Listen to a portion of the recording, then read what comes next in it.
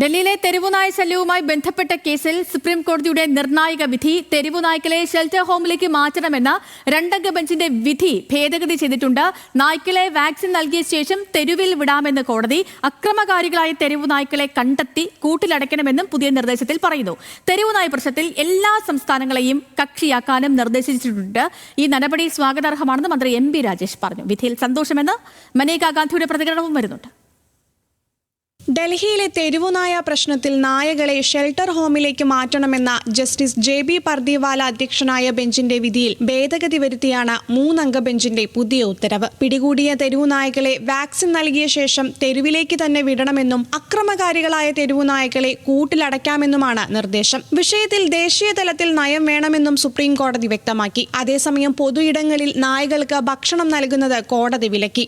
നായകളെ മൃഗസ്നേഹികൾക്ക് തദ്ദേശ സ്ഥാപനങ്ങളുടെ സഹായത്തോടെ ദത്തെടുക്കാമെന്നും കോടതി പറഞ്ഞു. തെരുവുനായ പ്രശ്നങ്ങളിൽ എല്ലാ സംസ്ഥാനങ്ങളെയും കക്ഷിയാക്കാൻ ഉത്തരവിട്ട് സംസ്ഥാനങ്ങളിലെ ചീഫ് സെക്രട്ടറിമാർക്ക് കോടതി നോട്ടീസ് അയച്ചു. സംസ്ഥാനങ്ങളെ കക്ഷി ചേർക്കാനുള്ള നിർദ്ദേശം സ്വാഗതാർഹമാണെന്നും നിലവിലെ ചട്ടം പൊളിച്ചെഴുതിയേ പറ്റൂ എന്നും മന്ത്രി എം ബി രാജേഷ് പറഞ്ഞു.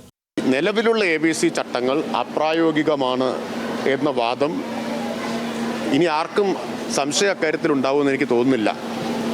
ഈ ABC ചട്ടം പൊളിച്ചെഴുതിയേ പറ്റൂ. ഫലപ്രദമായിട്ടുള്ള നടപടികളുമായിട്ട് കേന്ദ്രം വരണം. അതിന് സുപ്രീം കോടതിയുടെ ഇടപെടൽ സഹായിക്കുമെന്നാണ് ഞാൻ പ്രതീക്ഷിക്കുന്നത്.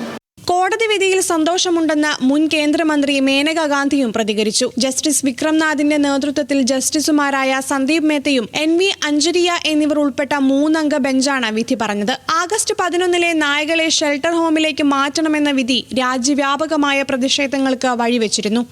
News desk news Malayalam.